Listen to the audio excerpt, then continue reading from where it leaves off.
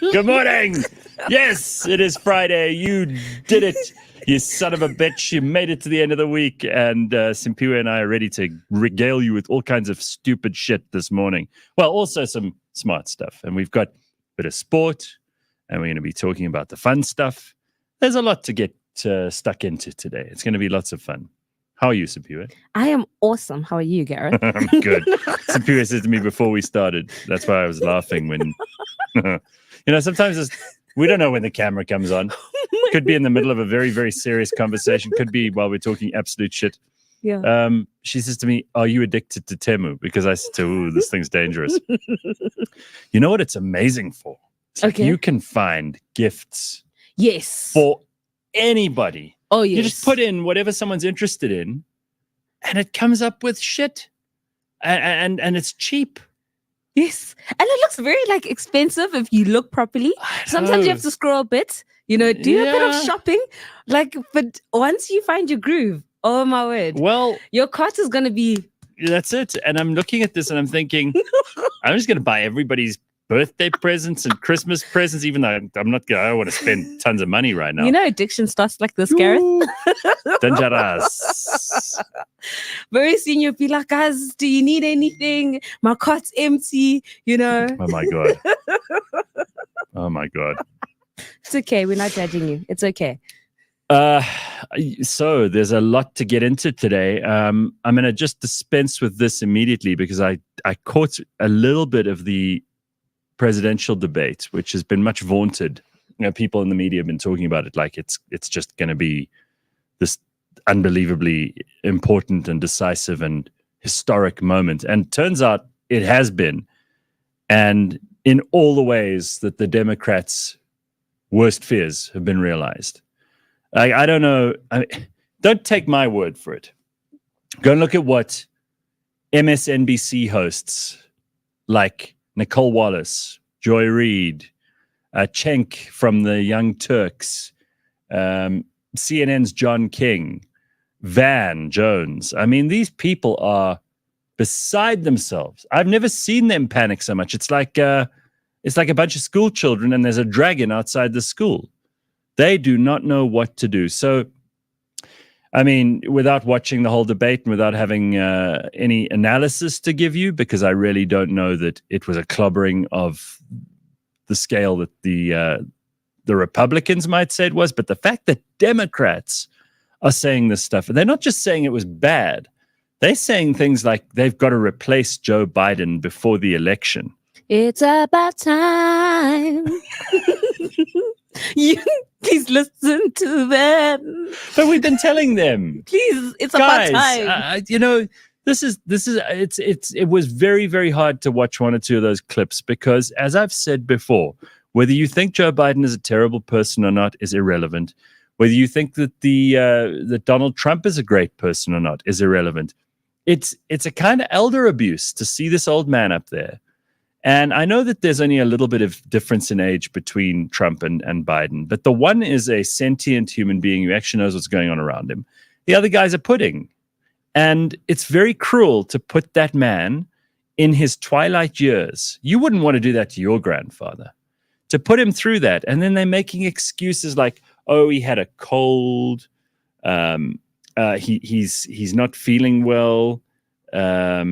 They're looking for any excuse they can use to just make it look less devastating. But I'll tell you what, the Dems have basically got four choices now. They got to go with cackling Kamala. Ooh. Yeah, exactly. But if they get rid of her, there are going to be a lot of people who say, oh, so you only use the woman of color when it's convenient for you, right? They're going to say she's not like the best candidate. That's the issue. You don't have to convince me. I mean, I listened to her doing a speech the other day. I almost committed suicide, and I'm the most optimistic person you've ever met. Anyway, it's her. At least she laughs occasionally. It's her. It's Crooked Hillary. Ooh. Can you imagine bringing that back? You know how? Yeah, exactly.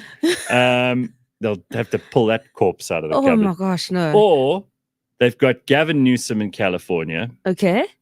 Who's like a secondhand car salesman. He's so slick. And just like one of those people who instantly, I mean, he gives me the chills, right? He's very smooth. He's very adept at doing the performative stuff, but he's a snake. And then the fourth option they've got is Big Mike, which would be a left field thing, a Michelle Obama. No one would see that coming. So let's see what happens. I just feel like the whole thing is just so sad for America. Imagine that's what you got. That's all you got. So sad. I mean, I like America and I love Americans, but this is bad. So we got a bunch of other stuff that we want to go into instead. I know our government and national unity, they also are they taking their sweet time? Oh, but it's also cooking there. Hey, it's getting so interesting how the DA is like, we want this, we want that. Oh, man. And now Cupcake has come back to be like, just briga, just relax, Yeah, he's like, suddenly he's being tough. I mean, who would have guessed he had that in there? I haven't nobody's seen that since like Cadessa. But it's interesting times. Let's see. We have, I think, until Sunday before he actually reveals who our new ministers are. So who knows? Who knows what's happening here? And you know what I love is all the speculation. I mean, there are people who are literally tying themselves in knots on X. And let me just remind you, guys, Twitter keeps records. So if you're saying stupid shit now, guys, we're going to be able to look back and go, this person's an idiot. We don't need to listen to them anymore. And frankly, a lot of people are looking to clear their timelines. I know Simphiwe is. You are sick of Hawk Tour. Oh my word. That is everywhere. It has infiltrated my mind, my body, my soul. I was brushing my teeth this morning and did a Hawk Tour as I was spitting out the toothpaste. I was like, oh girl. Oh girl. How do you think that girl feels? Because she was probably just drunk with her friend. Yeah. And her friend even went when she said it. And, like, now they're famous all over the world, but not for anything good. I mean, I don't think it's the worst thing. I don't think people hate her. No, people love her. She's like American sweetheart, but for all the wrong reasons. Sweetheart. I think there are a lot of guys who are very excited to meet her. But listen, I'm laughing at it because now there are all the memes going around, right? Yeah, like apparently there's going to be merchandise. Yes. I don't know if that's true or not. But like, I don't know if I want this to be the legacy I have on the internet, you know? Yeah, how would your family feel if you were the Hawk Tour girl? They're like, is that what you do, girl? I don't know, ma'am. I don't know what that is. It's so good. It's so good. I do love it. It's great to be in 2024. It is, right? Yeah.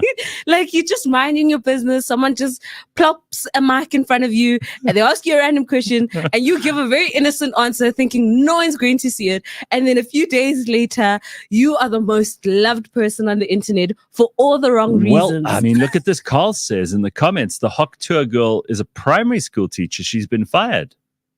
That's terrible. No. I mean, it's terrible.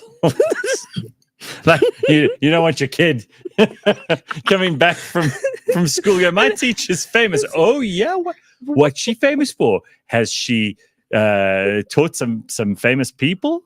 Does she really good at maths? Can she teach you to read? No, she's famous. She's the Hawk Tour girl. You don't have the internet, little Johnny. You know about the Hawk Tour girl. Spit on that thing. That's what she said. That's good. That's some good shit. What a way to start your Friday. So let's just get this out of the way early. I was innocently scrolling through Instagram yesterday. Okay. And there's this woman who just does the most appalling thing. James, I think you know which one I'm talking about, right?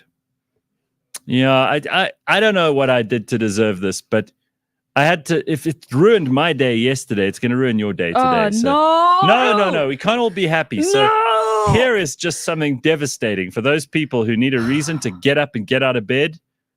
This will hit you right where it hurts. Are you ready? Go.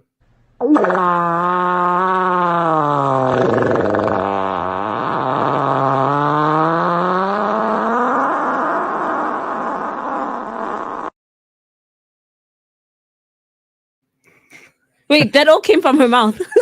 No, it came from somewhere else. What do you think? There was a mouth? I don't know. I just saw some. Hell no. You're just lucky there wasn't a camera on the other end.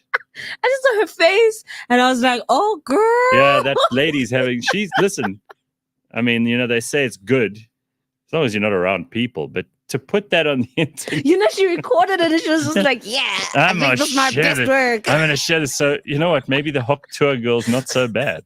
I'd take Hawk Tour all day, every day. Spit on that thing. Come on now. Oh, man. Okay, all right. We got so much to get into. So let's just touch on something. You're involved with the Shady podcast. You guys had 2 doctors on the other day. Yes. We know Sahel very well. Yes. Dr. Matthews, not Dr. Matthew, in case people get the concerned. Real. Yeah. The real. Both of them are real doctors, okay? Yes. They're actually practicing doctors. They have a job where they are treating people. Mm-hmm. So they got into a whole thing. Maybe we should play the clip of the 2 guys on the Shady podcast. Just also in case someone is watching this show, they haven't watched the Shady podcast yet. This is the kind of quality stuff you're going to get. And I can promise you there wasn't a man in South Africa who wasn't going after that show, right? Yes. Not a man. And there isn't a woman in South Africa who heard that. Show me your hand. Show me your hand before we even go any further with this relationship. So here, take a look at this. This is Warris and PH on their show with these 2 doctors talking about something which is obviously an ongoing conversation. It's never going to end. Mm-hmm. People can pretend they don't care and they're not interested in this. You're above it. Bullshit. Everyone wonders. Everyone wants to know. You have a small penis. What? If a lady out there is looking for a manly man, or they can use something to assess penis size, there's actually a bit of science. When a boy is growing in his mother's womb, the development of the penis and its length and how long the fingers are androgen dependent. So they're basically dependent on testosterone. So guys, look at all your fingers. Let's put your fingers up because now I'm going to expose your second finger, so your index finger. Yeah. Index. And look at your ring finger. Okay. Yeah. If your index finger is longer than your ring finger, you have low testosterone and you have a small penis. Fine, I want this one. Shorter. So basically, your ring finger needs to be longer than your index finger. That's me. Yeah. Look, So we're doing well. What are we doing? Listen, I'm going to explain to you, Ness. You child. All right, so that was actually from their show. Our show with Warris and PH, they obviously brought this up as well. Mm-hmm. And it became a big issue on the internet yesterday. So we posted some stuff on YouTube. Mm-hmm. And Google, did you hear what Google had to say about this? No, I haven't. All right, so we posted this stuff and then we got flagged for it. Let me just read this. I don't want to mess this up because then they'll say I'm disinformation or something. So Google called their claims, the doctor's claims, unreliable. They said making inaccurate claims or claims that entice the user with an improbable result, even if this result is possible, as the likely outcome a user can expect. And I'm like, what, Google's a better doctor than these guys? And frankly, this is Google who told us that, Dr. Fauci knows everything. And you remember people use Google mostly to find the most revolting stuff they can on the internet. So now we must trust them. They're going to judge these doctors. So I decided to just give them shit. And then Warris climbed in, which was hilarious. He said that he reckons the people at Google who are the fact checkers have very small penises. Yeah, they felt a bit some type of way, Yeah, so he said Google diagnoses every element as terminal. So I'll go with the doctors on this one. I'm willing to bet that whoever fact checks shit at Google or wrote the code for the fact check AI most likely has an index finger that's way longer than his ring finger. So that episode upset him. So Warris getting hard and heavy with the guys at Google. Well done. So yeah, it's never a dull day. Never a dull day. I mean, people should still go watch the episode. If your name is Marvin, then Sorry for you. Yeah. Marvin, who's in charge of production here, he had a rough time on that podcast, man. Yeah. They were, Justice for Marvin. it's terrible. They basically were insinuating the most awful things about how Marvin has performance anxiety and erectile dysfunction and all kinds of things that we cannot confirm or deny. But we have booked an appointment for him. You know, we're just horrific. looking out for Marv just to make sure that everything is working well for him and his wife. Well, at least this is one place we're not going to hide anything from you. Google may try, but we won't. So listen, they found the world's ugliest dog. You know, every year they have is there even such a thing? It's a competition, the world's ugliest dog contest. They have it every year. Oh my gosh. And some of the previous years, they've had some horrific looking dogs. A lot of the time it's those Chinese cresteds, which they really look like that creature from Star Wars that sits on Jabba the Hutt and goes, Salacious Crumb, I think it's called. But this is the ugliest dog in the world winner this year. Name is Wild Thing. Wow. We got a picture of Wild Thing. Take a look. There's Wild Thing, the world's ugliest dog. It really is an unfortunate-looking animal. But aren't you relieved it's not your mom that was voted world's ugliest dog? Looks like it's having a bad hair day. Like, shame, man. Yo. That dog needs some product. Needs some love. I think that the owner actually went to the trouble of not washing the dog, not looking after it at all for the week before the competition, because that is like the most unflattering picture ever. You know when someone will say, it's always girls, they'll say to you, can't you delete that picture? Yes. Because they're very unhappy about how they look in the picture. Yes. And a dog can't say, hey, I can look pretty. Come from this side or come from that side. I'm also judging the owners because they're the ones that enter their dogs into these competitions. And so deep down, you think you have the ugliest dog for everybody else that didn't win. You know, 100%. I'm just like, how dare you? No, it's very mean. You know what, Simphiwe? I think that this is a kind of abuse. That's all I want to say. It's a kind of abuse. Now, another thing that everybody on the show absolutely loves, we have a lot of generation rivalry on this show. You have people beating up on Gen Z and millennials. You have people saying Gen X are out of touch, boomers. Mm-hmm. Yes. You know, shut up, boomer, or quiet boomer, or who wants to hear from them. So I found this, which I think everybody who was born in the 90s, anybody Gen X, let's call it Gen X, this is what they like because it makes them look like really tough. It wasn't easy, though, because your parents did not send you for special lessons and give you extramural activities or any of that stuff. They just taught you everything, or you learnt it yourself. And here is how 90s kids learned how to swim. Okay, you'll like this. It's time to teach you to learn how to swim. Now, don't be a wussy. Okay, now swim. One arm over the other. No. Oh, crap.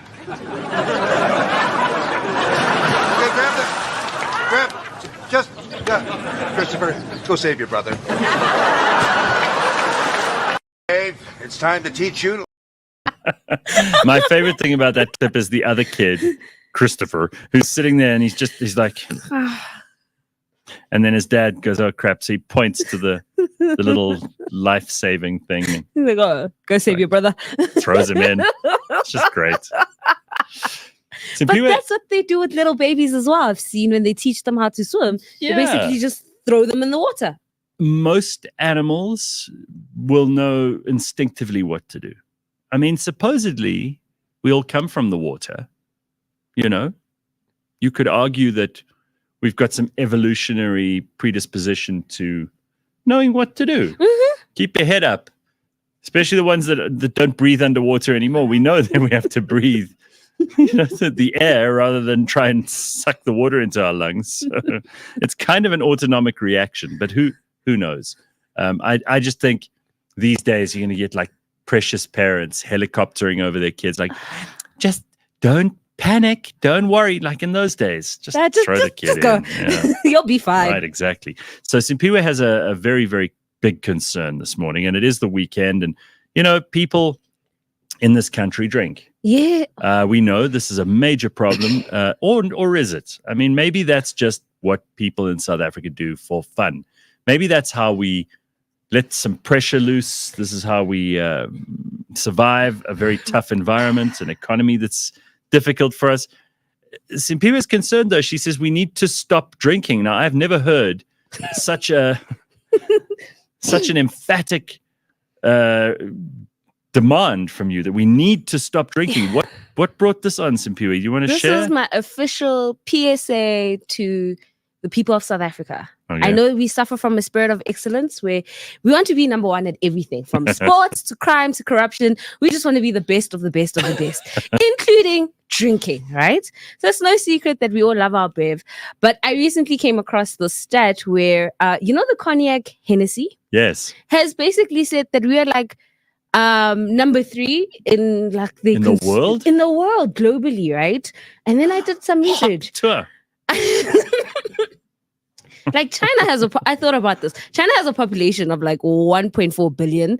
The US has like a population of like over 300 something million. SA with a measly, lousy 59 million. And we're number 3. We're number 3. No, guys, this cannot be our legacy. Please, can we just stop drinking? Can we just calm down? Like, can we fix the country? Because clearly we're doing the most when it comes to visuals. And I'm just saying, we can't be competing with the big guys like that. Like, top 3. So it's embarrassing. That's your worry. I think it is. Considering we have like such high unemployment, but we have money for Hennessy. Make that make sense. I'm sorry. No. So this is my PSA. Let's stop drinking, guys. Just put down the bottle. Put it down, please. All right. Well, let's go to the comments. I haven't really paid attention this morning. Let's see. It's Gareth's fault with Puza Thursday, says Msizi. Okay, maybe I'll take some blame for that. I resuscitated Puza Thursday yesterday because of the cricket. And you'll see I'm being patriotic as hell this morning. I'm also testing because this is green and there's going to be a lot of, it's our color. Mm-hmm. It's our national color. So I thought, well, if I can't wear this on the set, we're going to have to change the set. I mean, we've got a sports show, which was live yesterday. So someone needed to be brave enough to wear some green. So I decided I'd wear this top. And if it didn't show up, then what I would have done is said to you that these guys, old school, making an invisible top. And they would have sold like hotcakes. Can you imagine? You must just imagine the top. No. It's fantastic. Do they count the guys who pour out the Hennessy in their watches? On their watches? Do they do that? Is that like a thing that people like? Yeah, it's like I don't know if people still do it. It's like the Scotan. Yes, vibes. But in the club, when they've bought the bottle for like 11,000, and then they're just pouring it everywhere, because it's also your watch. It's to show off that your watch is like super expensive and that it's water resistant or alcohol resistant. Sure. Blah blah blah blah. Wow. Let's just stop with that nonsense as well. Like, yeah, that doesn't sound like a good use of. I mean, if we're gonna have puza, then drink it for heaven's sake. You know what I mean? Really? Thank you. Okay, so a couple of people here. Simphiwe and Ben should produce a porn featuring Marvin with a porn star, so Marvin can prove everyone wrong, says Mapelo. Hey, no. Listen, we've got this amazing studio. Why do you have to immediately think we're going to use it for porn? What's wrong with you? You're not happy with the quality entertainment you're getting at the moment, Mapelo? I mean, really. That photo is what you woke up when you wake up to the girl you took home from the club last night. Is that dog? Oh yeah, the world's ugliest dog. Yeah, Shame, she was terrible. an 8 and now she's a 4. Yeah. Terrible. Ugliest dog looks like my next door neighbor, says Vyasan and Bitcoin Butt this morning in the comments. Geez, people are merciless, Sure. I wonder, this reminds me of those, there are those wives who their husbands haven't even seen them without makeup on. They wake up before their husbands wake up and they go and get their makeup done and they've got their hair and they're sitting in bed like all perfectly. And their husband's like, hey, honey, they've never seen them without makeup on. Yeah, shout out to those women that can never be me. That's pretty amazing. Yes, because they have to wake up like 2 hours before. Oh, yeah. And then they have to make sure that they sleep in a certain position so Right. that, they don't ruin the makeup look as they go to bed so that when they wake up, they can refresh. It's a whole khadunta that I shall not do it. Maybe Ben can help us out with this. Ricky says that on the weekend of the 16th of August, South Africa is going to take over Perth. Apparently, they've got Drickus that morning, and then they've got Springboks versus the Wallabies. On the 17th, they've got Joe Black, Grieke Snell, Bobby van Jaarsveld. Jesus, sounds like Pretoria. Yeah, Perthfontein's finest hour will be middle of August. That sounds very exciting. Hey, how did the rest of the T20 match last night go? Fuck, I don't know, Gareth. I'm in absolute agony. It was like the Hunger Games getting here today. Why? What happened? What's happened to you? I just had like... Are you falling apart? I am. Like my body's like the San Andreas fault. No matter what happens at some geographical stage, I'll just be like... I had a spasm this morning so bad. Oh my God. So I, like an old man, crawled into a hot bath. Like I use the lift now. This building's only 2 floors. and like touching the button hurt me. Ben, this is so depressing. I have like the biggest golf game on Sunday and I can barely walk. Ben, this is terrible. I am dying inside. I am absolutely dying inside. Sorry. No, it's not to be like this is just you were up this morning at like 4 a.m. Debate Trump Biden. You were watching the cricket last night, and I couldn't sleep. I mean, you look like a question mark. He's buckled over like this. If I had the strength to stand up right now, I'd just show you, like, I look like a quantum that's been in 7 crashes that have never been declared. I've seen those. Where they've got the black rubbish bags over the. They've got it with tape. Shame. I've had such a good week. No, you know what? And the only reason obviously I want to come to the show, right? Because calling into the show is stupid. It's just you're not there. But I've got to go to the dentist today anyway, so I've got to leave the apartment. And I'm just trying to. There's a lot going on. Is there anything you can do when you're like this? Is there someone who can like fix it, click you? Well, ultimately, you've got to wait to because everything goes into a spasm on the bottom left side here. It's like basically the pain of the world just goes left of my spine, and I got to wait until that chills out a bit. And generally, a bit of a massage and good hydration, I should be fine. Oh my God, it's just so damn depressing. You know, here I was thinking I'm over this stuff. I'm better than this now. Conga Chris says you put the Ben in bent. It's yeah. So I mean, look, obviously I'm going to put a brave face on do the show with you, but like I'm actually. You're dying. Like my actual spirit's dying inside because I was so looking forward to this weekend. I've got this golf game on Sunday is so important. Like my best friend and I, we play bettable matches against people and have done for about 15 years. Mm-hmm. And there are only 6 people on this entire earth that still walk around with a win over us. And we're taking 2 of them down on Sunday, but I can't walk. You just better get sorted. Get lots of meds like Joe Biden had last night at the because debate. Like he lives in Cape Town. He's now here in Joburg. You can't cancel. Oh my word. No, you've got to make it happen. You know what? This is the comeback story. This is it. Well, Ben, there are lots of suggestions here from people. Great. Magnesium. Yeah. Keep drinking like you were during your show yesterday with Sandile. I had 1 brandy and Coke yesterday. Yeah. Maybe you needed to have 2. Yeah, maybe I had another one after the show. I had some clippies after the show. There's some of it still here. It's got nothing to do with that. I mean, I see it here. I went to Loftus on Saturday. Don't you guys clean up after you? I had brandy and Coke on Saturday at Loftus. Oh, can I tell you what these guys wanted to do? Yes. Gareth, they wanted to pour Coke in a decanter. No, we did. And it worked. I'm just saying, y'all. Classy, that show. The On the Bounce show is classy. We can't just have a 2-liter. I mean, you know, you're really classy. decanter. Let me tell you, you are so classy. If you actually put your mixers in a decanter, I mean, I'll tell you what, they don't even do that at Buckingham Palace. Yeah, with a cork lid. Wait, look here. No, it's a real thing. Oh my word. Like, I agree. Someone probably should have cleaned it up. These guys. Okay. Just leave. Like, There's the fancy decanter of Coca-Cola. Simphiwe is horrified that it would go flat within 3 minutes. It's like, we're only pouring 1 drink. It's going to be okay. This is smart. I mean, really, I'm very impressed. Oh. Who knew this? This show is class, man. It is. If you haven't watched On the Bounce, you haven't subscribed to that show, you need to get in there and immediately. There's no excuse. We crossed 50,000 on the Real Network this week, so we want to get that show up to there as well. So go along, sign up, and follow them on social media too, because there are all kinds of chances for you to participate, to win, to get all the latest sports info. There's going to be plenty more content on there too. So get in. I mean, before Ben dies. Please. Yeah, guys, I mean, like, Please. I'm giving my best here. As you can see, I'm falling to pieces again. Jesus. I I thought thought you were over this. I Me thought, too. you know, the funny thing is, and Simphiwe, you can laugh, but you're not old yet. Simphiwe is way, way younger than Ben and I, and your time will come. Don't say that. Your time will come. I hope you rebuke defy. that. No. I hope you defy this I shall time thing. stay a spring chicken for a very long time.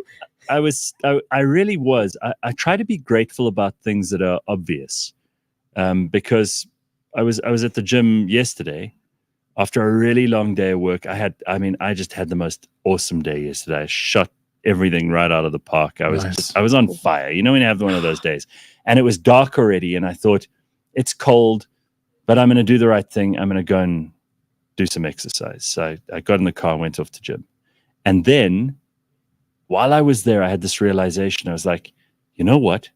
I'm not in pain at the moment, which is what Great. you were like 24 hours ago, right? 25 guys, 12 hours ago. 12 minutes ago, I was basically on the floor. You have no idea what I. No, but what I mean is, you were fine just a little while ago. Yesterday, like Yeah, no, like this whole week I've actually not been and then so this great. happens, and it becomes the only thing you can think about.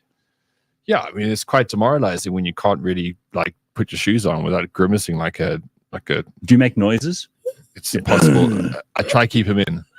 But I'm trying not to laugh at you. because you know, as you get older, like anybody, when you get a certain age, you cannot not make a noise when you sit down or get up. Like you hang around old people, they'll always go when they sit, or when they Always. stand, or when they move. and Yeah, I will fight that to my dying day because I don't want terrible. to. But this morning, and then Daniela's asleep, so I'm trying not to make a noise because she's asleep. She has a normal life, and there I am. I'm literally on the floor.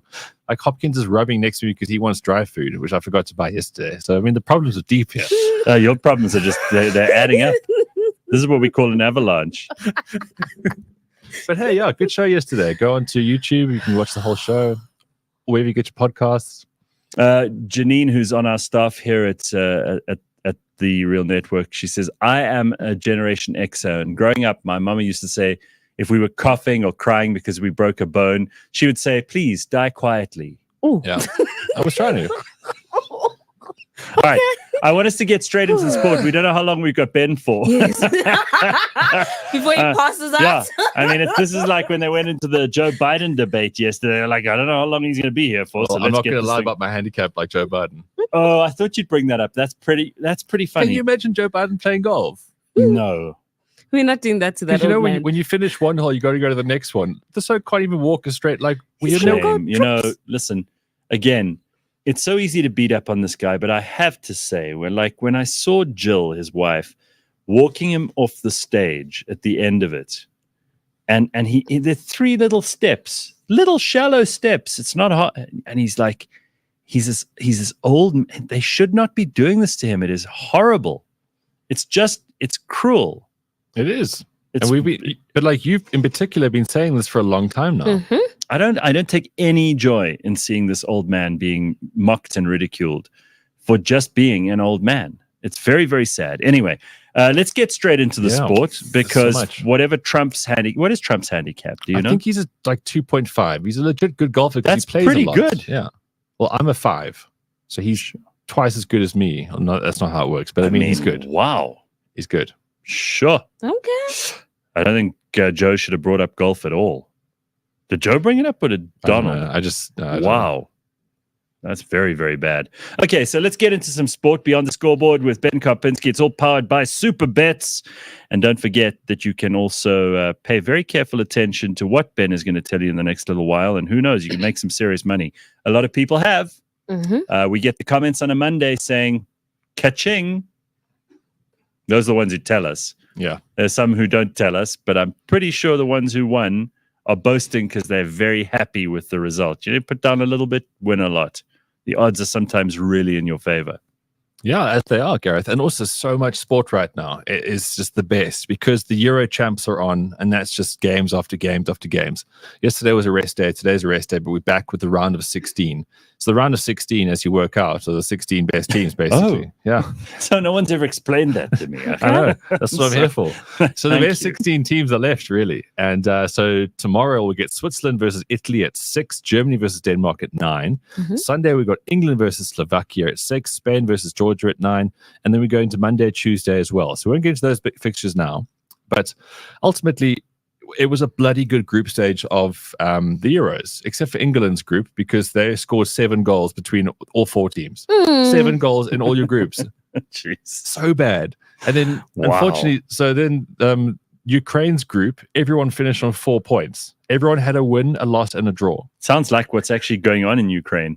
So it's stalemates all over the place. Yeah. And so what normally happens is when I say that the best 16 teams go through, you get the top 2 from each pool, and then you get like the lucky losers who were the best 3rd place team. Yeah. Ukraine had the same points as the guys that went through, but because they finished 4th on goal difference, they don't go through. Like they've had a tough time with things, huh? Just can't catch a break, these Ukrainians. No, it's very sad. Shame. They really are having a rough couple of years. But, so the big thing is like, who is the outright favorite to go through from here? Germany started great, but then they were held to a 1-1 draw against Switzerland. So I wouldn't say like they are. Sorry, that was a bit of a tremor. A tremor. I wouldn't say.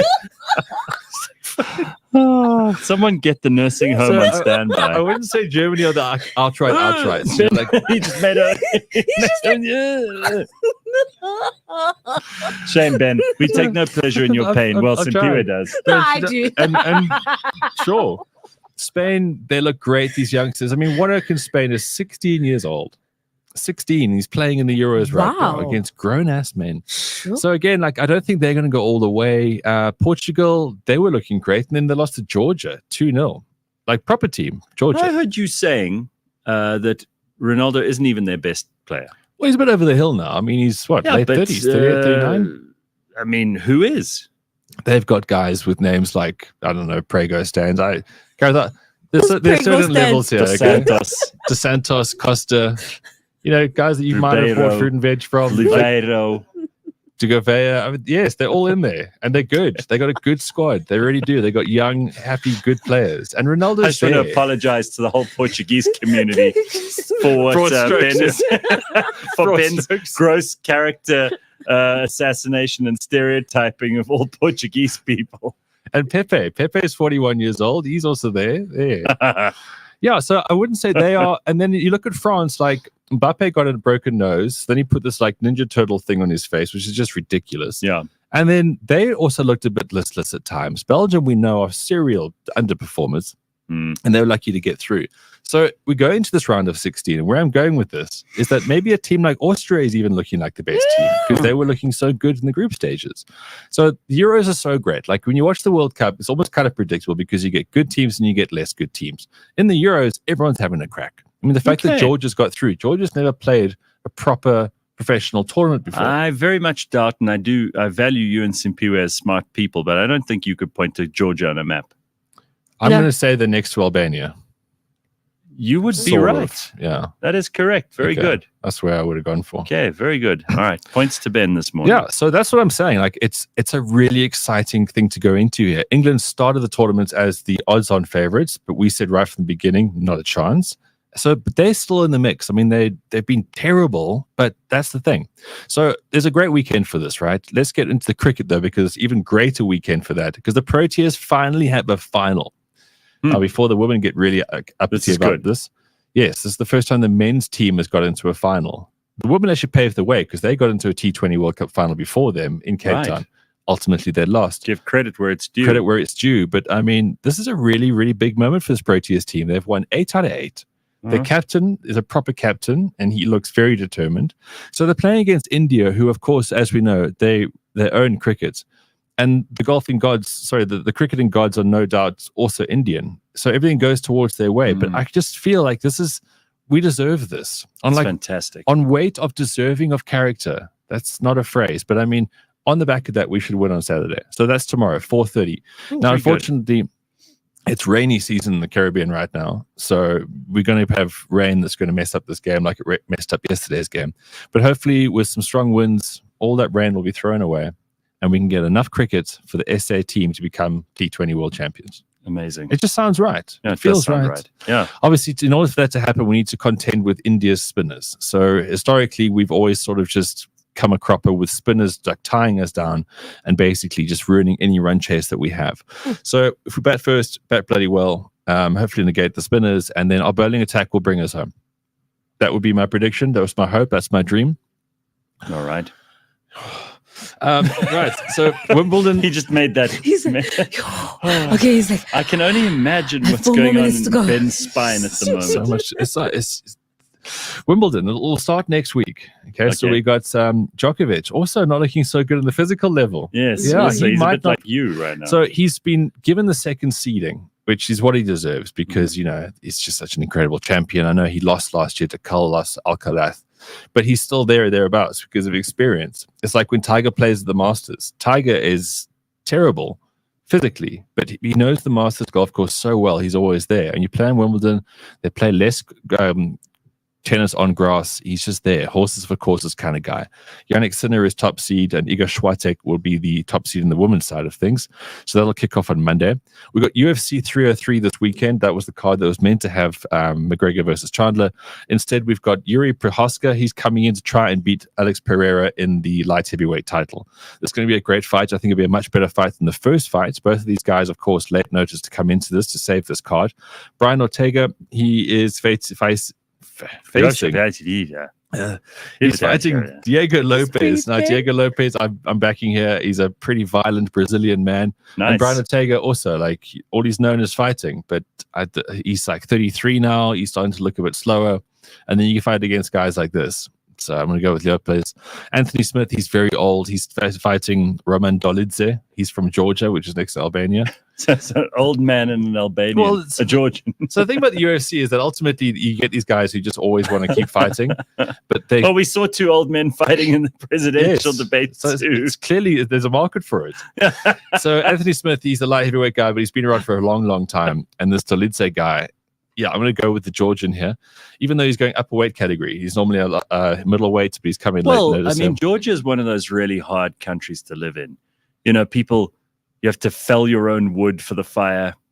You have to kill antelope with your bare hands. yeah, sure. You know, Otherwise, the antelope will just laugh at you. the cattle even, they don't just go down. You have Brutal to- winters, Yes, no, all of those very things. tough. It's very, very tough. Break rocks with your hands. Very strong-looking women. Yes, There is no softness to Georgian life. No. it's very tough. And then the other fight that's worth kind of Soviet radioactive poisoning in the wells. and the It's DNA.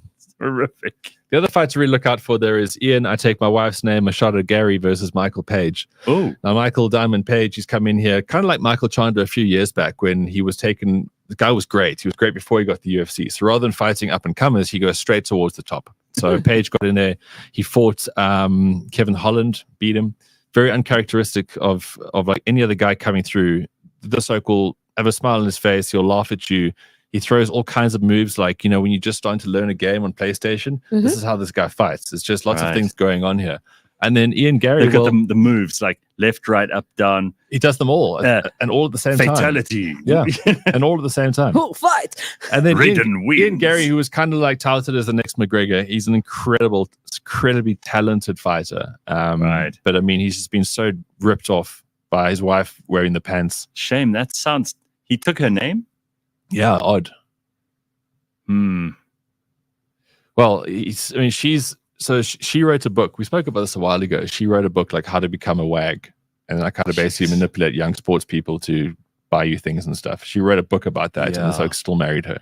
Listen, I really think, you know, if your husband is a famous athlete, there's this woman whose husband's an NFL player, and she went on some talk show in America last week and basically told everyone how she made him jealous by dating his friend for a while before they got married. And you know the story? No, I'm And just then, shocked. and I mean, she just humiliated the guy by publicly telling the story of how like she'd manipulated him basically. And girls, I don't think this is a surprise to any of you, but you need to be told again, guys really don't like it when you manipulate them, but they like it even less when you manipulate them and then you tell everybody that you manipulated them. We don't like that. So And spoiler alerts, guys, move on to better. Yeah, and I mean, this. It's just very disloyal. Yeah. I mean, basically. So this sounds like a similar kind of situation. Well, let's not cast aspersions on this guy. I mean, he's a good fighter. I think he'll be all right for this weekend. So that is pretty much your sporting weekend. But I've got a little multiplier here that I want to share with you, because as much as I've told you that the Euros have been quite unpredictable because it's just so damn competitive. I think when you get to the round of 16, you get quite big moments, right? So if you're a plucky upstart team, it might be just too far for you. So if you go through all of the fixtures, so when you go into Super Bets right now, there's a tab that says Euro 2024. So you don't have to worry about trying to find it. It's very much there. I mean, it's all pretty easy. I mean, I know because I've been on the site a lot and I've placed a couple of bets. You can find what you're looking for. Exactly. So if you just go on results, and I'm not doing any sort of fancy markets here, just on results, I reckon back Italy to beat Switzerland, Germany to beat Denmark, England to beat Slovakia, Spain to beat Georgia, France to beat Belgium, Portugal, Slovenia, Portugal in that one. And then I would go as an outside bet, back Romania to draw with Netherlands, because Netherlands, don't know what's happened to them. Too many, I don't know, hallucinogenics. Yeah, it's the coffee shops. Coffee shop, whatever it is. They don't have a lot of depth nowadays. And then back Austria to beat Turkey. If you line those all up into a multiplier, you're going to get odds of 130, which means that your 100 rand will get you into 13,000 rand.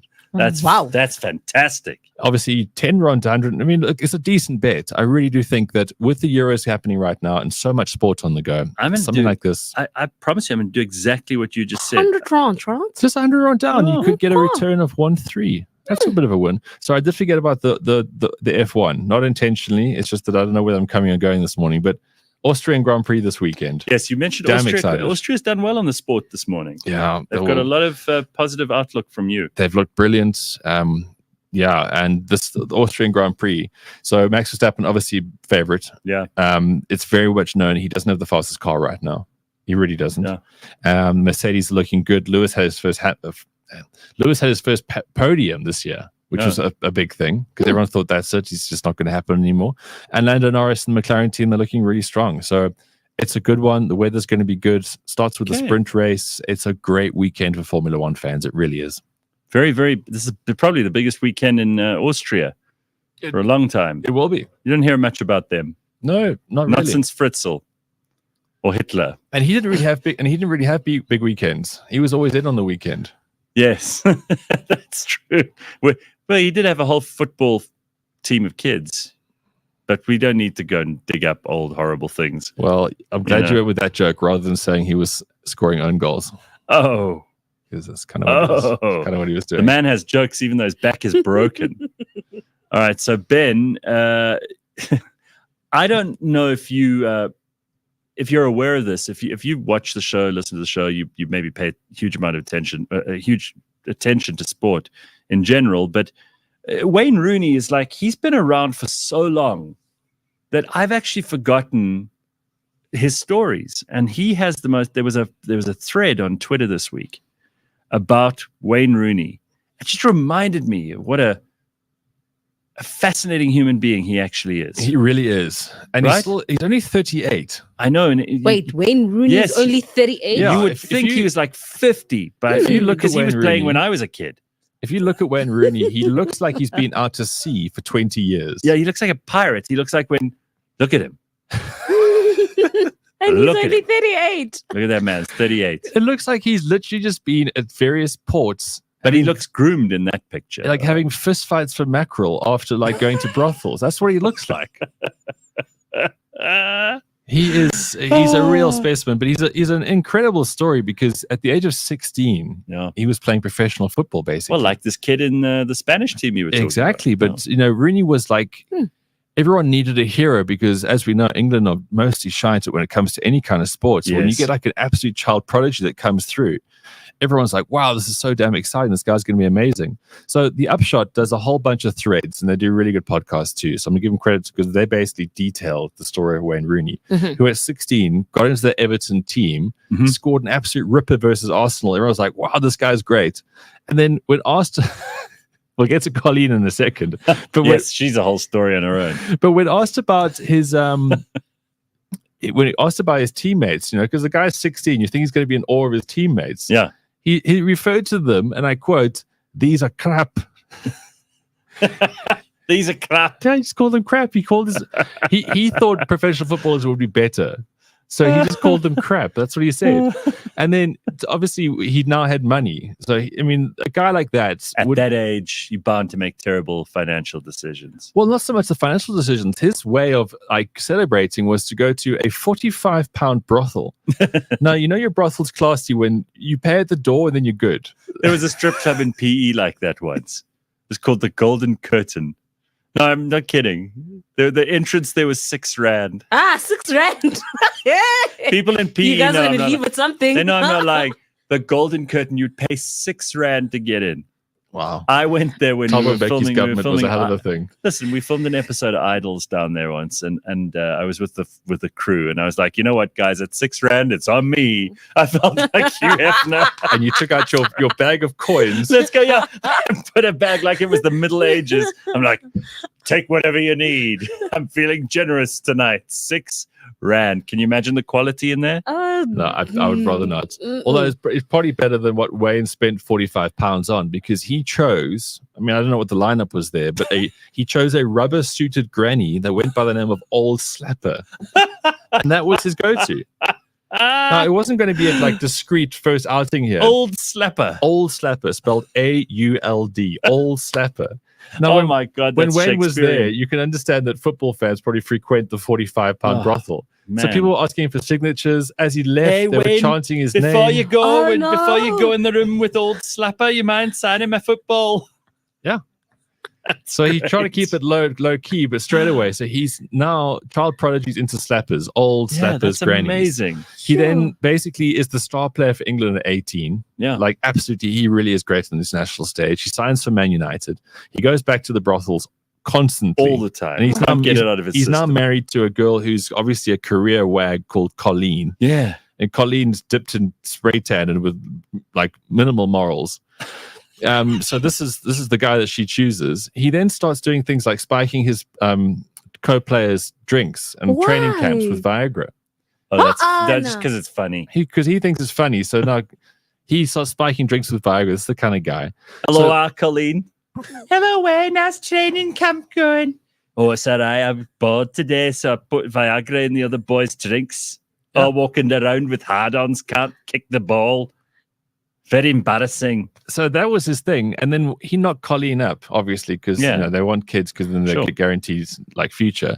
And then while he was doing that, he had a threesome with these 2 prostitutes called Juicy, Jen, and Helen. Juicy.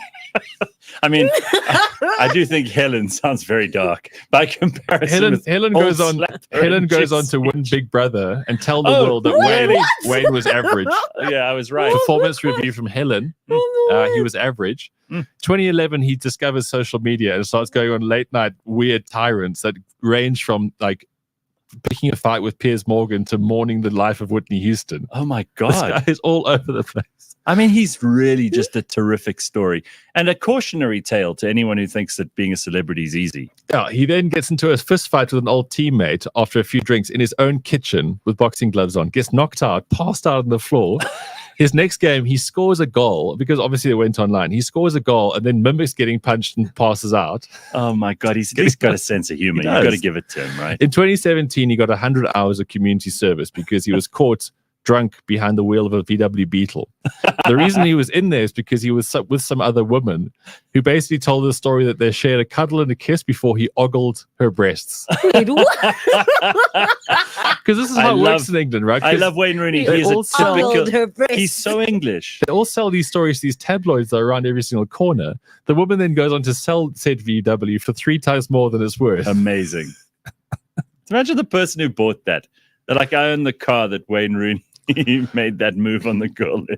So now he's kind of done with his playing. He's like past his prime here. So he reckons a move to America is going to be the thing he needs, right? Mm-hmm. He gets arrested because he's so hammered on the plane. And the police officers claim that he was speaking broken English. He was so drunk. He was probably speaking normally. I just didn't understand it. So he goes to America. It doesn't quite happen. So he comes back he gets a manager job because now he wants to be a manager.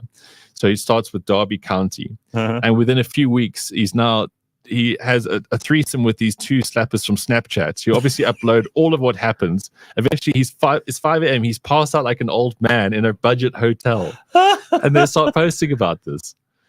So Really? the story then comes out because he's with this team that he's now sleeping at the training ground because he's really dedicated to making the team better. Meanwhile, Colleen's kicked him out, obviously. Oh, that's He's funny. sleeping at the ground. You imagine you get there and you're a young, impressionable player, and there's your manager, Man United legend Wayne Rooney, passed out, sleeping in the change rooms.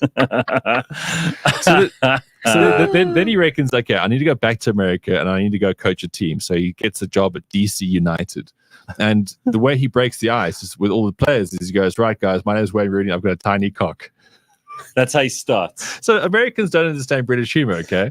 Your manager starts off by saying, I've got a tiny cock. DC United proceed to finish last on the log that year. He then comes back and Birmingham somehow give him a job. He takes Birmingham from 6th to 18th position. This guy's horrible. And then after that, Plymouth Argyle have now given him a job. So he's now the manager of Plymouth Argyle.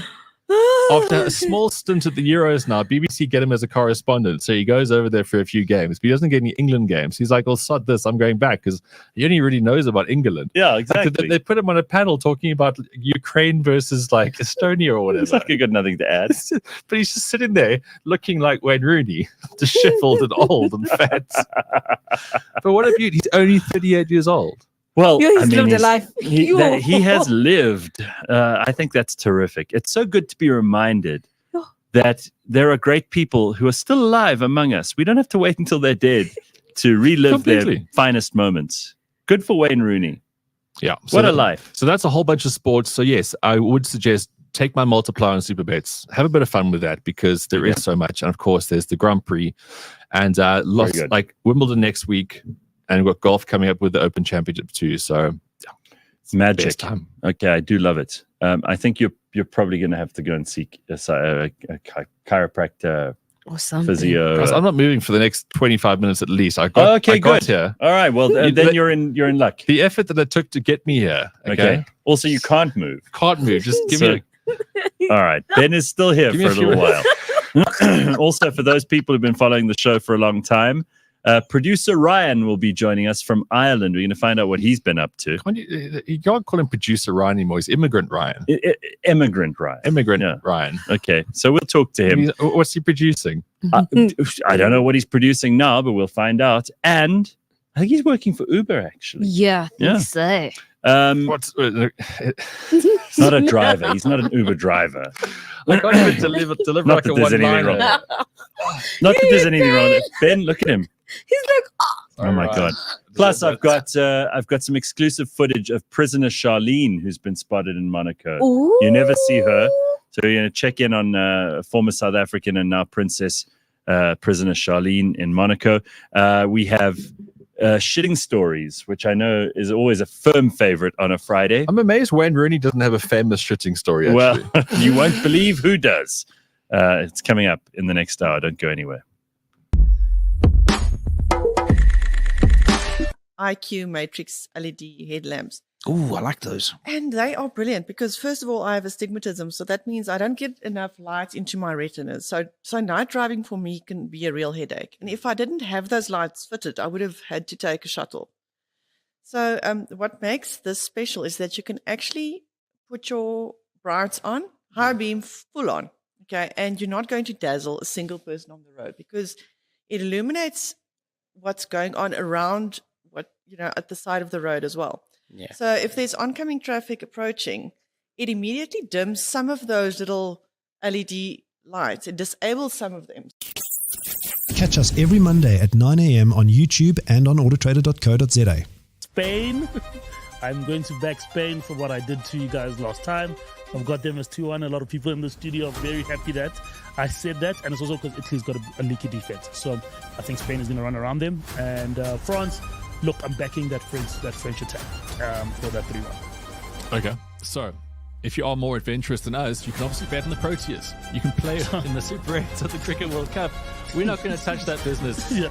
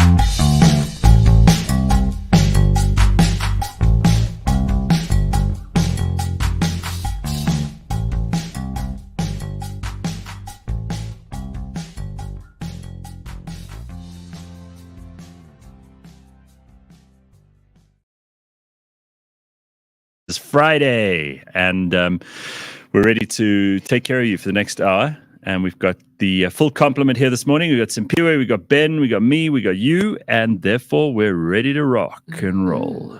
So much to talk about today. We had the most fascinating, I think you could call it a memoir of the incredible life story of Wayne Rooney just now. If you missed that, you missed out. So go and pay attention to that. It'll take you a couple of minutes. It is well worth it. What a fascinating, fascinating human being. What a fascinating life. Sure. Not a role model. So someone else who's pretty fascinating, I think, is Prisoner Charlene. You know, she grew up here in Benoni on the East Rand, where Simphiwe is from. Who knows that Simphiwe won't be a princess one day? I mean, you know, is possible. on the East Rand, your dreams are as big as you want them to be. It really is the place of dreams. It really is. Kempton, Springs, Boksburg, Benoni, Brakpan. All of it. Bedford View. Any of those places, really. The people dream there. Yes. The West Rand's never learned how to dream. Maybe we should just blow it up. Sure, there's a lot of rivalry. The South, they just struggle to survive every day. And the North, they live beyond their means. That's really Joburg in a nutshell. It's like Game of Thrones, actually. It is. They're different proper Game of families. Thrones. Yeah, it is. Different places, different faces, different ways of doing things. So Prisoner Charlene made a rare appearance. Monaco is obviously a very exciting place to be in the summer. There's a lot that goes on. They had their Grand Prix a little while ago. They've always got the rich and famous in Monaco. They've always got sports events and fancy things going on. Yachts come in by the truckload, except that they're yachts, so they don't need trucks. And really, it's a playground for billionaires. And then the prince occasionally makes an appearance too. Prince Albert of Monaco. He's become rather a portly gentleman. Of course, his mother, Princess Grace, was a well-renowned Hollywood beauty. His father, Prince Rainier, was a really, what would you call him? Like an old man who married a hot young thing from Hollywood. Thanks, James. That was very well done. See how James snuck onto the set there without anyone knowing. Very good. But Prince Albert married her after having, by the way, a bastard child with someone else. And there's lots of interesting stories there too. Anyway, Princess Charlene, we just need to check in every now and then as South Africans, make sure she's okay.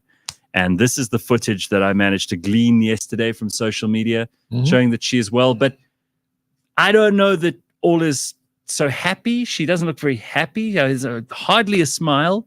At the end of the video, you may want to look at the body language, and I'm not inferring anything, but she kind of reaches out for his hand and nothing from him. You tell me what you make of this. Simphiwe, you're a bit of a body language expert. Take a look. There they are. Nice blazer. Yeah. Oh, that'd be so cool to be old, rich, and just wear blazers. Yes. Look at her. No smile. It's kind of just her face, though, huh? Yeah. Just greeting people. And now look here. She reaches out. Nothing happens. Blazers for him and flames for her. You know, Gareth, that just looks like any other married couple, huh? Really? You think I'm reading too much into you're reading far too much into it? And I mean, that. she's out there with the people, so it can't be like she's trapped in a tower like Rapunzel. Yeah, but she also grew up swimming. Yeah. So all her days were underwater. That's true. So her face, I think, really socialized, really. She's not going to be the most smiley kind of person. Swimmers never are. It's a tough world. It's cold in the winter. And she's got foundations to run. She does. Blazers to choose, I'm sure. For him, yeah. Sounds like a full day to me. And have to do it all over again in like 2 days' time. I didn't realize how much I want a blazer. I think you do. I think a nice, colorful blazer would be the best gift for Ben this year.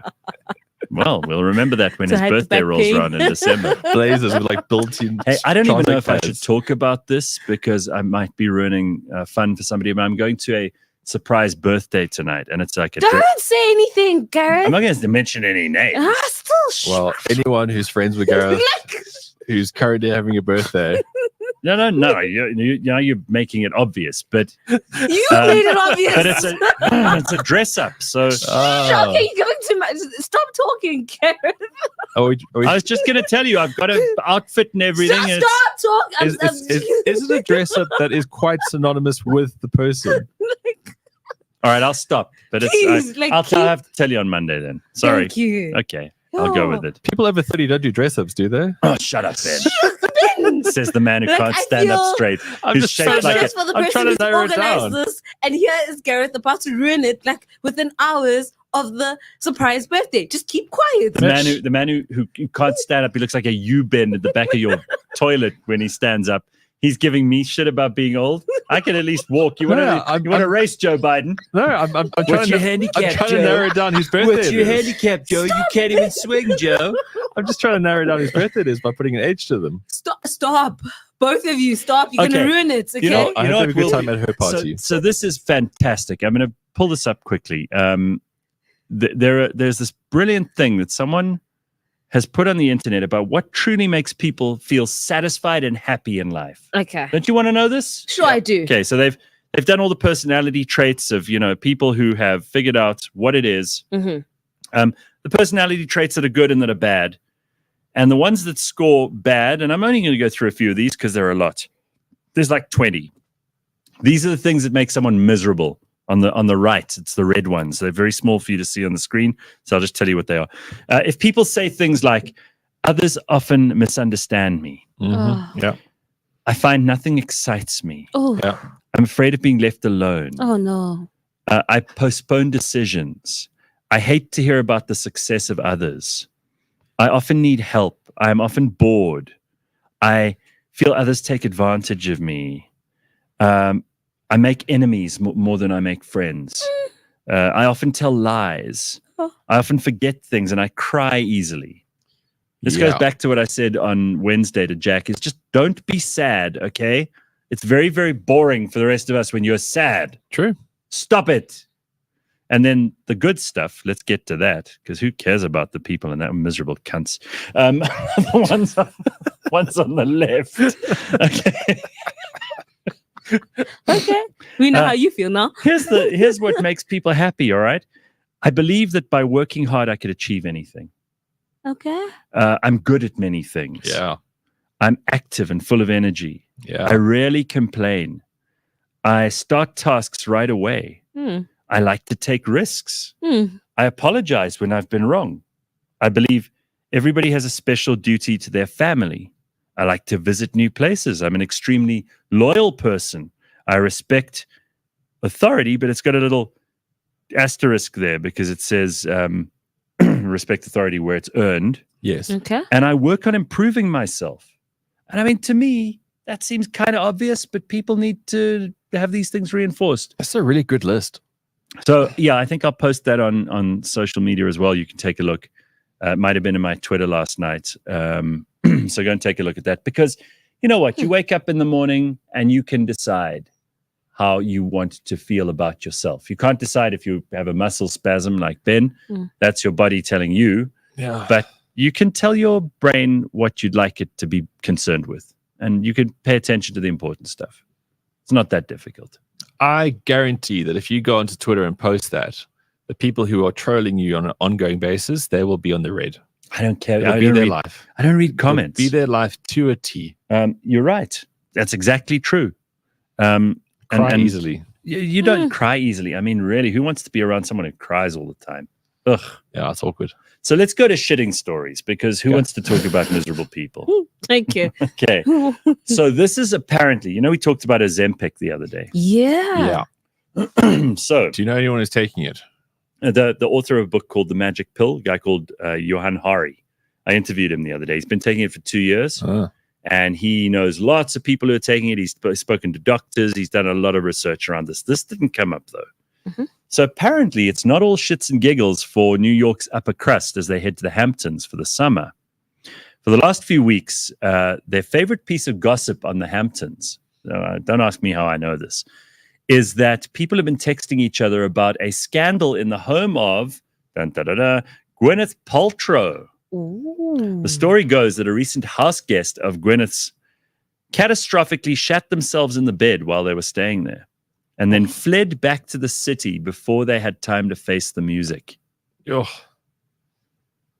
So apparently this is happening quite a lot, because Ozempic-induced diarrhea is a very hot topic of conversation between people in the upper crust in America, because their guests are apparently using the Ozempic and you can expect the laundry to be fully booked from July the 4th. So, a couple of questions.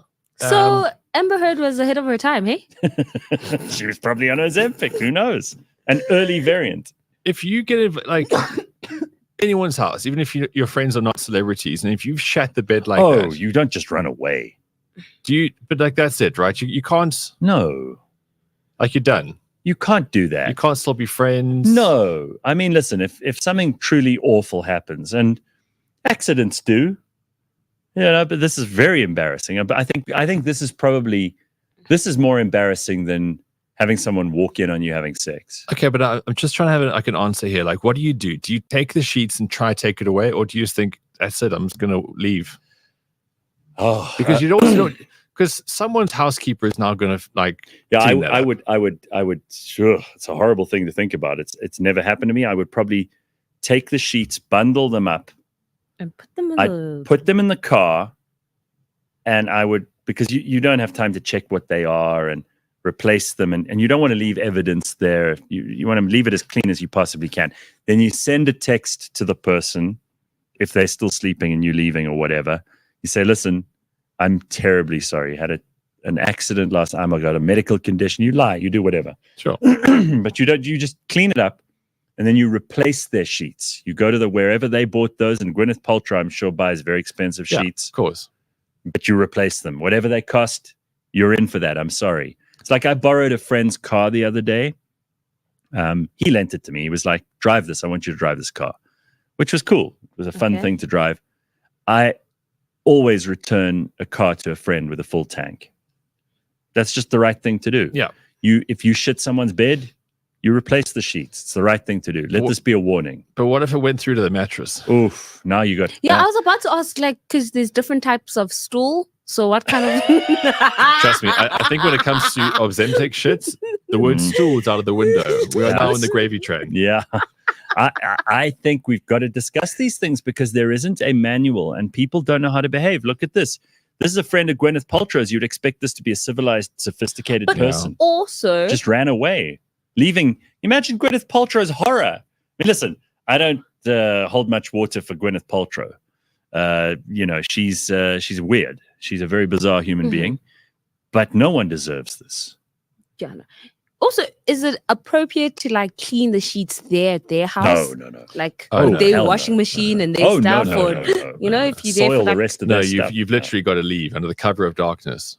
Yeah. And ultimately, you do the right thing, but you can't be friends again because that person will always know you're the person who shat in that room. And I'm sure that in these WhatsApps that are going around between all the people in the Hamptons, I'm sure they're mentioning names because it would have been another famous person. It's a friend of Gwyneth's. It's probably someone we watched in a movie. Someone, I wonder who. Let's speculate, huh? Barbara Streisand. Definitely. Yeah. Without doubt. So Barbara, but I mean, Gayle King. It's such an interesting thing to go through because we've seen that scene in Trainspotting where the guy shat his pants. Horrific. The bed because I mean he was on big drugs. Horrific. Listen, you don't bounce back from that. You got to have a plan because even if it never happens to you, at least you're ready to go. It's like that bag I keep in the boot with all the zombie apocalypse stuff. People laugh at me, but one day when the zombie apocalypse happens, you're going to be glad you know me. You're going to be glad you've been warned. Just for reference. Have a plan for if you shit the bed. For reference, though, if you do shit the bed, the zombie apocalypse is probably a good time because there'll be a lot of other distractions. Be a safer time to shit the bed. That's a good point, Ben. I like that very much. So, as if that isn't enough, here's another thing for you. Apparently, the media really is just a shit show. I mean, if you're in the mainstream media now, I see that News 24 are closing a whole bunch of their publications. Not a moment too soon. I see that the IOL guys, Iqbal Serve, I mean, they're just piling onto the Daily Maverick. Daily Maverick's begging people for money. It's all just so tawdry. The whole thing's very, very poor. I mean, honestly, if you didn't have independent media like us, you'd be in a lot of trouble trying to get the truth. But this is happening in New York, which is really the world media capital, right? So over the last few weeks, someone has been curling out turds on the top of the toilet seat at the Daily Mail in New York. So not an Ozempic user. No. This is spiteful. So they on top of the toilet seat, leaving them for some unlucky sod to find later. And it's probably some poor cleaner who didn't deserve this. But this is a very passive-aggressive, nasty thing to do. Apparently, they sent out an all-staff email, which went out to remind employees of the importance of personal hygiene. You can see this is HR, right? HR doesn't know how to deal with this. What they should really do is what we used to do at Cliff Central when we started it. We had Jane who would watch who went into the bathroom, and then immediately after she'd go in and she'd say, whoa, you clogged it up. And Gord laws never lived it down. Huh? That's right.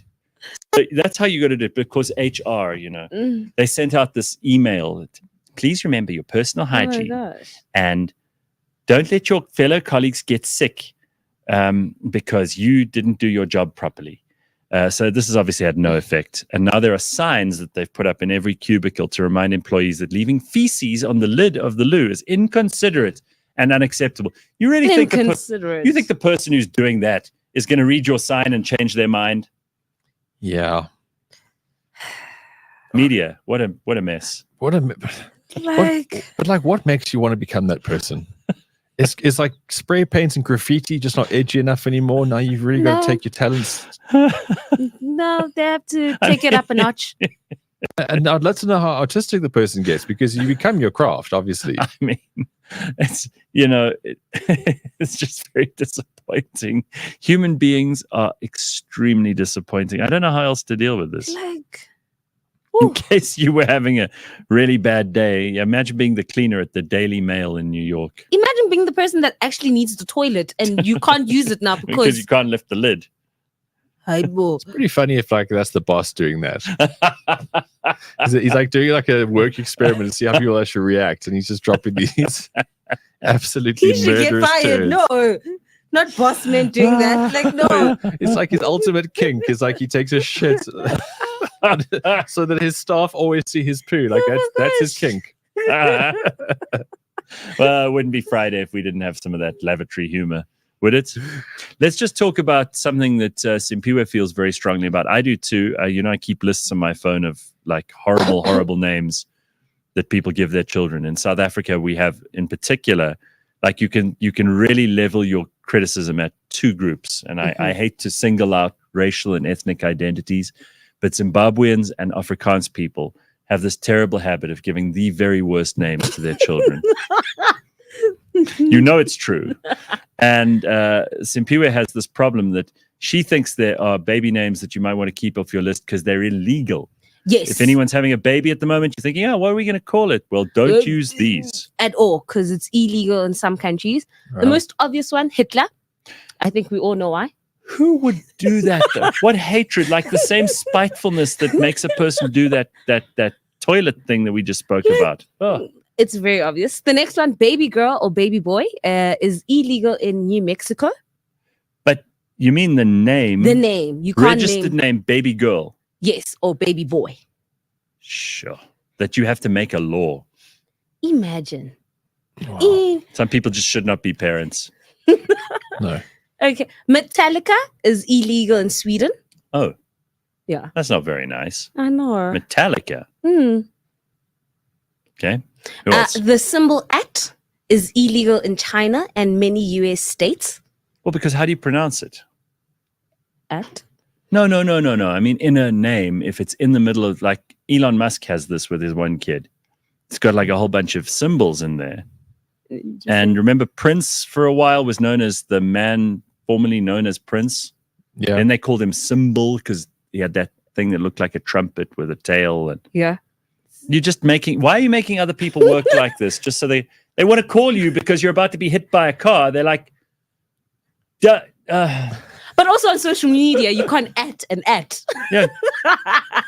It's going to, on X, that's going to be really hard to send them a DM.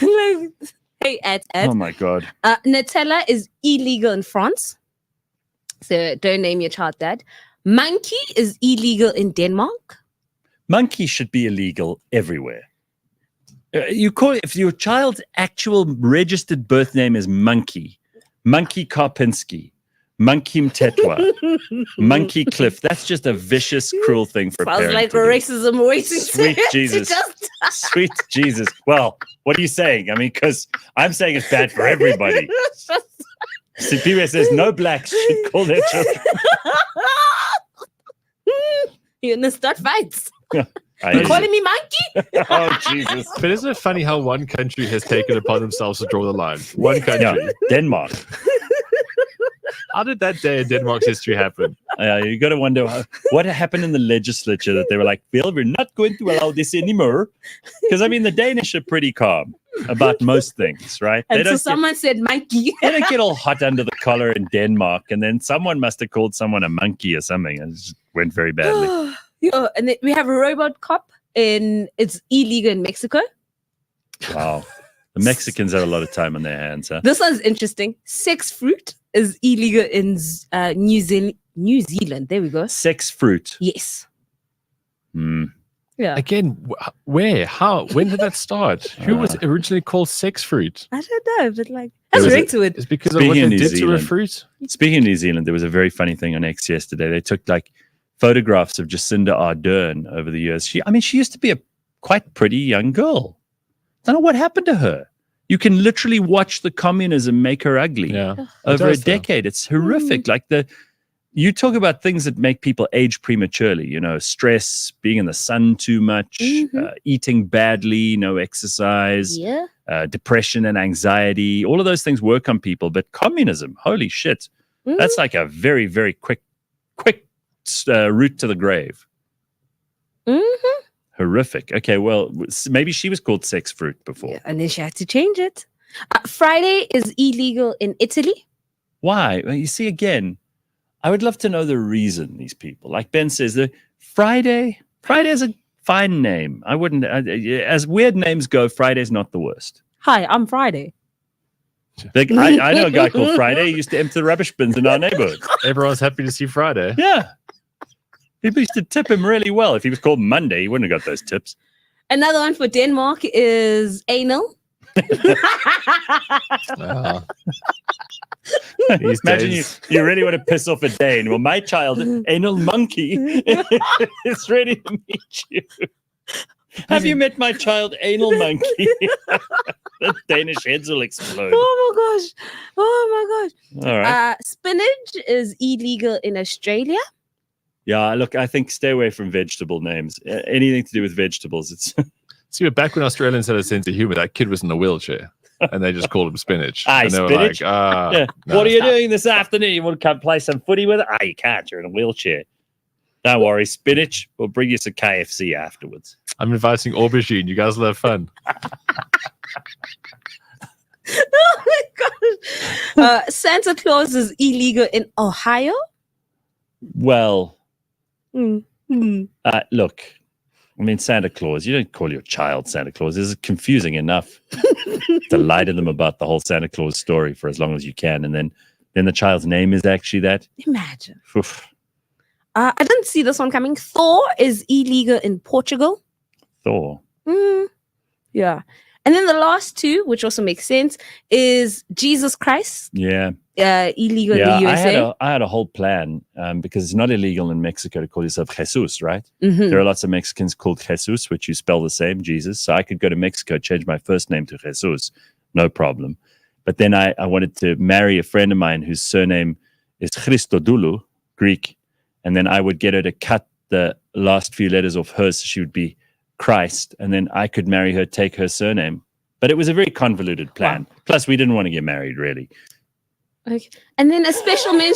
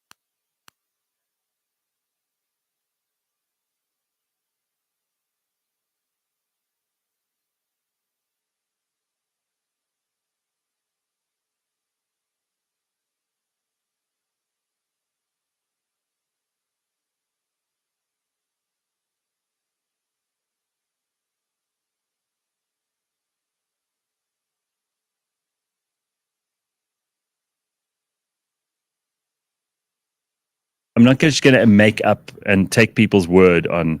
Oh, okay. So here's some of the latest ones. The Frizelna. Chante, but Chaunte, accent grave. Thelmane. That's a good one, huh? Yo. Nashali. These are all hairdressers, right? In real life. I can't say where we got them from. I don't want to embarrass But the people. that's special, like Karen cut. Renshka. Marenshka. But it's got the dash in between. Quinzel. That's nice. It's a great name. Quinzel. And that's enough for today. We don't want to spoil it. Sure. Isn't that great? The list is, it's now on 20 pages. Quinzel. I collect things, but this is my most bizarre collection by far. I was reminded by a friend of mine yesterday. There is something I haven't ever confessed to having on the show. I have a certificate in demolition. Wow, really? Yeah. There was this thing we did. After your car crashes? Or? No. Thanks How did you even get it? Yeah, so remember I demolished a building as part of a campaign that we did some years ago, but I had to actually go and do training to operate one of those machines with that giant spike that they use to take down buildings, which I've operated. So there's something you didn't know. All these years, you might have listened to the show. Maybe you're brand new, in which case everything's a surprise. But I have a certificate in demolition with one of those giant spike destroyer machines. That's fun. Yeah, I'm glad. I'm going to put that. I'm actually going to frame that and put it on the wall. That's a good thing to have. You don't have one. I'm taking it. All of it. Like Gareth, that was a bragging moment right there. Of course. I'm sure. You think I'm not proud? I'm very proud of that. Why am I coughing like this? Are you guys passing on things? It can't be me. I'm not passing anything. But guys, I think I need to go because I just realized it's going to take about 8 minutes to get to my car. Well, watch how slowly. This is like when Joe Biden left the stage at the debate yesterday. Because now you think I'm putting There's it on. There's nothing wrong with your internet. It's just been moving very slowly. All right, go on, Ben. Let's just watch tell you go. Immigrant Ryan I said hi. I couldn't. Oh, we'll get him now. Tell him to just hang on there. Nothing's happening in Ireland. He's taking forever. He's moving like a tortoise. Wait, watch. It's okay. Watch. It's fine. Look how slow this is. No, keep the camera on Ben. Ben. Your internet is okay. Look at him. Slow as dormant cancer. And he's trying to keep the noise down. Meanwhile, inside he's going, Bye-bye, Ben. Have a happy weekend. I hope you... Bye, James. That's like Joe Biden at the debates yesterday. Have a good Friday. Yeah. Shame, Ben. I hope you get better. What was that, Ben? Such a disaster. And I love you. You were the most... I thought I lacked empathy, right? And I do. I admit that freely. I'm not one of those people you can rely on for when you're down. And you're having a tough time, but you are even worse, Simphiwe Tetwa. Yeah, I don't hide it. I really don't. Don't fall in front of me because I will laugh. That's the first thing I will do. I will laugh at you. You are famous for laughing at people who fall down. It's just so natural. I'll laugh, get it out of my system, and then ask, "Are you okay?" Okay, I got something specially for you. Okay, cool. Have we got that that guy at the parade in London? So this guy. And I'm not making fun of this, but it's more his voice than anything else. There was apparently some parade in London for disabled people. Oh no. And this guy was busy shouting about how proud he is of who he is. Oh no. I know you're gonna love this. This is especially for Simphiwe. If you take offense to this stuff, just laugh it away. Just blow it out your backside. Nobody cares. Here it is. Take a look at this dude. We are proud of who we are. We are proud of what we're like. We are proud of what we're good at. We are proud of who we are. We are proud of who we are. We are proud of what we're like. We are proud of what we're like. So awkward. I don't even know. I mean, like, obviously you can't. If you have a disability, you've got my sympathy. But that's not the problem with him. It's the voice, which isn't his disability. You know, he's like got double whammied on that. Life has hit him hard. Got to feel sorry for that guy. If you're having a tough day today, all I can say is your day could be much worse. All right. Yeah. Oh, there's so much other stuff that I still want to get to. So let's try and squeeze that in. But we do want to go to Ryan. He is famously the producer who was here before James. He has come up in. People have been extolling Ryan's virtue, actually, saying how much they miss him. Because every time James makes the tiniest mistake, everybody in the comment section, Ryan? the people in the comment section are just merciless. Like they climb into James. Yeah. So I think Ryan probably takes some. So maybe he's even there under a pseudonym. Yeah. Spurring it on. Yeah.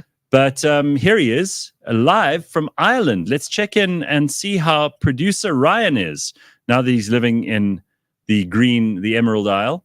Hey, how are you? We just got to be able to hear him. Yeah, that would James, be great. if you can help us out with a little bit of sound, that would be amazing. Then we don't have to just guess at what he's saying. You know what? At this point, we're the ones who are disabled. We can't hear you. So if you could talk in sign language, Ryan, that would be bloody amazing. Then we'd know what was going on. See, this is the kind of incompetence that we deal with now because you're not around and James is in charge of sound. Did you just make an effect happen on your screen? That was pretty cool. Okay, let me see if I can do this. I'm gonna try and get him on here. Okay, you may get a little bit of feedback here, but let me just see because I don't know what James is doing. He's got his head up his backside. He looks like he has his hair shaved. Who knows? Oh, there now we got some sound. Can you hear me? All right, Ryan, how the hell are you, man? Oh, I'm so good, Gareth. How's things going that side? Fantastic. Well, we miss you. And how is Ireland? Is it everything you expected it to be? It's actually not what I expected it to be honest.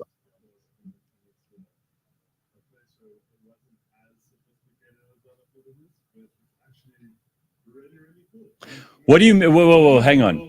What do you mean about it's not as sophisticated as you thought it would be? Are people taking a shit everywhere? I mean, really? I mean, how bad is it?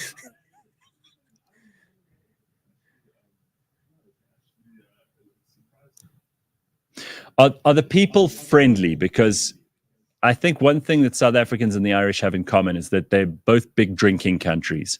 And Ireland, I mean, every Irish person I've ever met, and I haven't been to Ireland, so I'm not an expert at all in this field, and this may be stereotyping, but every Irish person I've met is a big drinker. Is that what you found?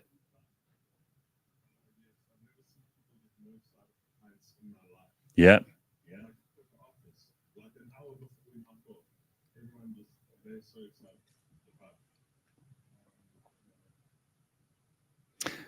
Listen, do you think our set's cool? Since you've left, we've upgraded a lot of stuff here. Are you happy with the look and the feel? You were a producer before.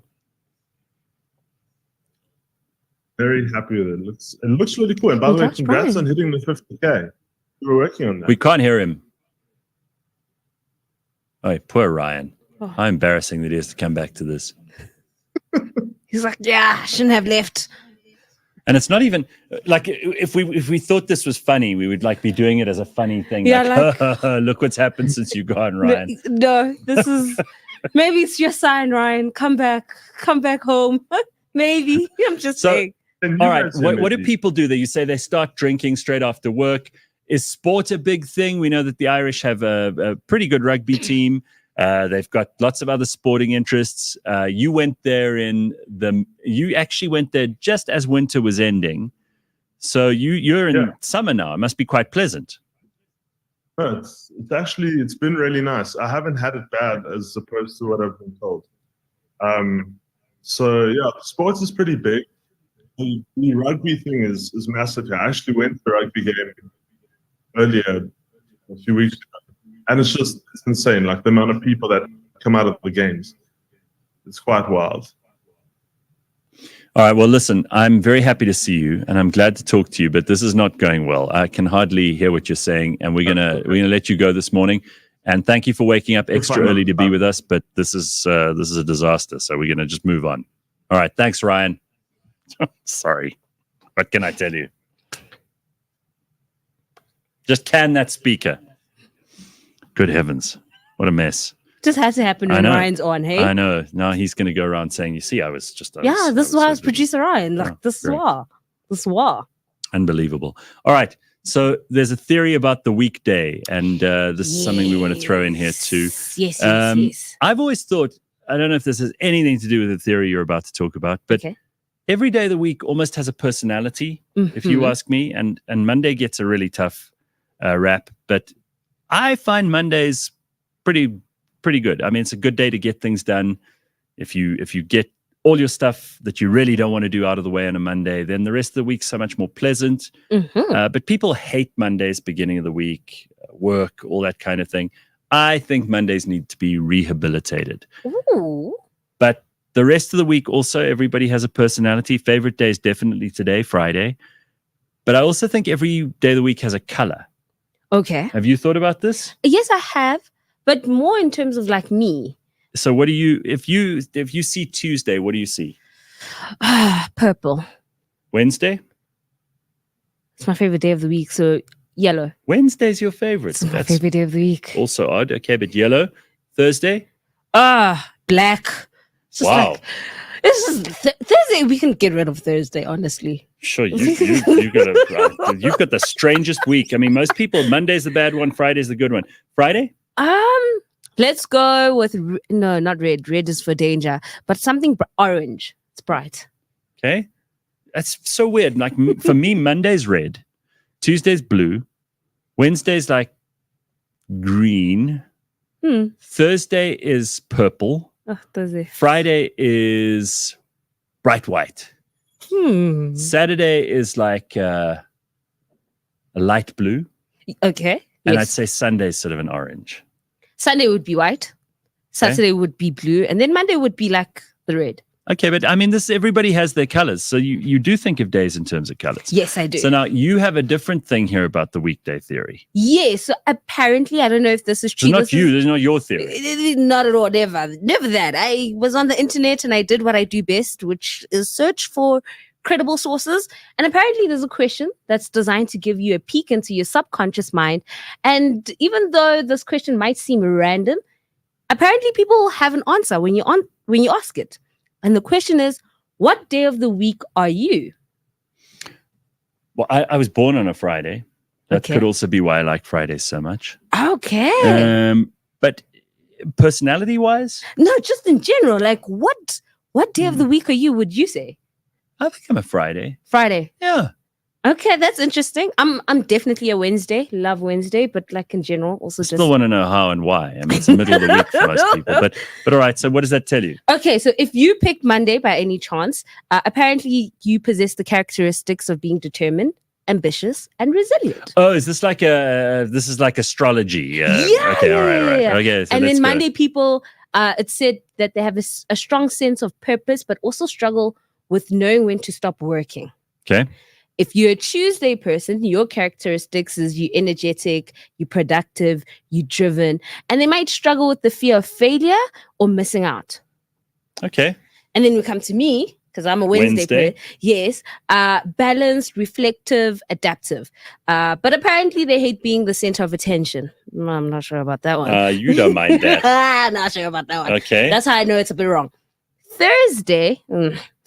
forward thinking. Such a prejudice against Thursday. All right. Forward thinking, optimistic, and they said to be positive thinkers, always thinking about the future. Okay. Friday, Not so which bad. is you, Gareth. Right. Bring it on. Joyful, sociable, relaxed. Yeah. Friday people are the ones that actually have fun at their jobs. That's good. I'll take all of that. Okay. What's the bad side of Fridays? Do they not say? They don't have. So I'll have it. Thank you. Then we have Saturday. Go on. So if you pick Saturday, you classify it as someone who's free-spirited, adventurous. And also they say Saturday people light up the room when they walk in it. Yeah. And then last but not least, if you are a Sunday person, you tend to be more reflective, peaceful, and people who identify with Sunday might perceive themselves as calm. Meg says, Simphiwe, Quora is not a reliable source. I'll tell you what is interesting. I like that.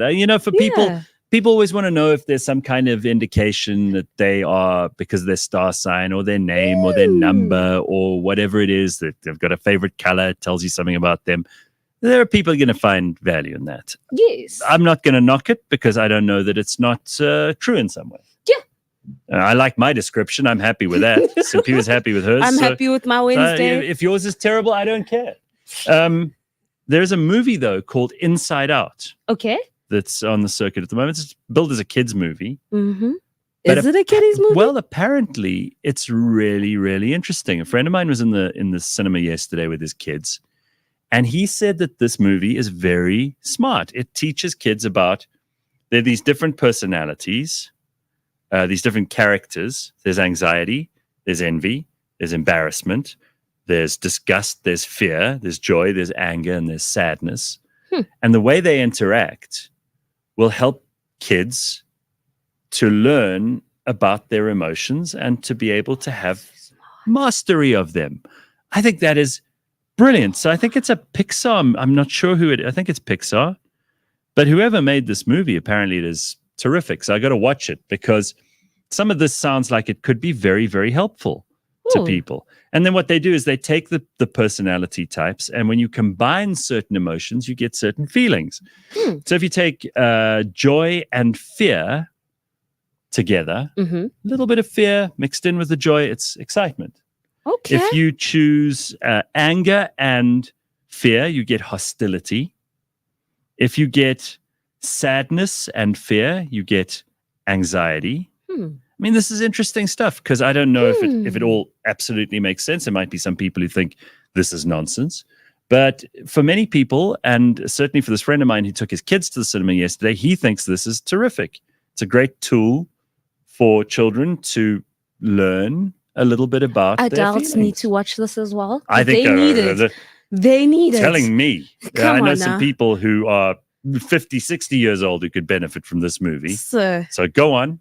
Go watch get yourself in the cinema and check it out. Might just be this one guy, but I think it sounds good. Sounds like something I could be interested in. I like the fact that it's not just for kiddies. Yeah. You know, like adults can watch it because in recent times we realized that like some kiddie movies are not for kids. So that's nice. Well, I mean, that's not all that's going on. Obviously, this weekend there's a lot of sport. There are a lot of people who are going to be talking about politics. We've got Cyril, who apparently is finally going to announce who's going to be in the cabinet because they've been talking until. Why are you looking? What? I'm just What excited. do you know? No, I know nothing. You're doing the Mr. Burns from The Simpsons. I know Excellent. nothing. I'm just excited with how politics has been for the past couple of weeks. It's been such a drama, you know, from just the elections and then like, oh, we're going to be a government of national unity. And then people are like, we're going to be part of it. We're not going to be part of it. And then like the blue team just saying, these are our demands, take it or leave it. And then like Cupcake coming back and was like, nah, I actually have some authority and I'm going to make up my own mind. It's a great movie. Yeah. You know what? Cupcake is, as you call him, he's got some decisions to make. Yes. He's got to get on with it. Yeah, and we have until Sunday. Like, we find out who are going to be our ministers, who actually gets what. I'll tell you what's been amazing for me in this, and we're not talking politics because this is how we get our information, right? One of the things that I've really loved about the last couple of months, because it's not really, I mean, I'm kind of politicked out, but I found it fascinating to see who online is off the rails and just totally out of control and really needs to watch that movie about their emotions. What I've seen is that there are a lot of really, really brilliant and insightful people. Well, not a lot. There are a few insightful, brilliant people who give you an interesting take on stuff that you hadn't thought of before, that isn't available on normal mainstream media. That's been valuable to me. So I've really tidied up the feed that I get and who I'm listening to and paying attention to. I've also realized like there are some people you can totally ignore. They always get it wrong. They don't know anything. Yes. They don't know anybody. They are not political insiders. They have no insights to deliver. They will tell you stuff that a 3-year-old could tell you. Yes. About politics. Oh, yes. And none of it is particularly helpful. So if anything, let's be grateful for the fact that this election has allowed us to see who is really valuable in media in this country. Oh, yes. And influencers, which ones are actually influencers, which ones are pretending to be. Yes. And who has the actual capability of explaining, I wouldn't say complicated terms, but for the first time, we're dealing with a government of national unity. So what does that mean to the everyday person? And you've had some people that have they can't explain that at all, you know. And then you've had other people like be over analytical of it, and it's like it has to go this way and it has to go there. And it's just been so fun to just get somebody who can break it down to say, this is what's happening. There isn't a right or wrong. We could go left, we could go right. We'd have to see. And that's like the fun part. And that's why I'm excited about Sunday, just to see who's going to be in. And then afterwards, I don't care. I'm with you. Okay, so quick thing, because we've only got a couple of minutes left of the show this morning. There's, as I said, a lot happening this weekend. There's a lot that we still wanted to talk about. I don't know if we're going to get to all of it, but I see President Ramaphosa is seething in his letter to John Steenhuisen because they're negotiating in bad faith, trying to force an agreement through the media. You know, again, we don't know whether any of this is true or not. Apparently, there are people who are leaking stuff on purpose. Yeah. Dirty tricks. I don't know. I don't know what to believe. Let's just be happy with whatever we get, because whatever we get is going to be better than what we had. Yes. And I mean that because it doesn't matter whether the government of national unity goes ahead or not, whether they get the portfolios handed out in the right way or the wrong way, according to whoever you talk to. Everything now depends on people coming to agreements or leaving everything in stasis. And I said this before the elections. If it just stays where it is, nothing has happened in government for the last 3 weeks. And you know what? We're still here. Great. We're fine. So great. In fact, it's been better than... No looting stories. Yeah, nothing. No corruption stories. Right. Oh, it's so amazing. They're all just they're frozen. So if that, and that's like the worst case scenario from the point of view of people who really want a government that works. And I'm like, this is good for me too. And then if it does, also good. Don't worry about these people who are constantly preaching all the doom and destruction. I have very, very weird things that I follow, Simphiwe, online. I got an update yesterday. Share with us, Gareth. People don't believe that I follow things. The Sheriff of Nottingham and David Hutchinson posted in British medieval history 800 to 1509, talking about the crenellations at York. If that even makes sense to you, and it hardly makes sense to me. I don't understand the kind of that shit that I'm said. following. I know. I mean, it's madness, right? I'm looking forward to a weekend of just making no sense this weekend. That's my plan. I hope whatever your plan is, you enjoy it. I hope you're ready for a good weekend. We will be back on Monday morning, 6 a.m., bright and early. Enjoy all the sport, place a couple of bets, have some fun, and Simphiwe and I will be back next Friday together. And on Monday morning, 6 a.m. with Leanne Mole. And you can then share about the surprise birthday party. Oh, yeah, then I can talk about it. Yes, in full detail. Otherwise, I'm going to ruin it. Thank you. Very good. Thank you. Thank you for saving me. Otherwise, I would have been in trouble. So thank you. There we go. All right, everybody. We'll catch you on Monday. Be good.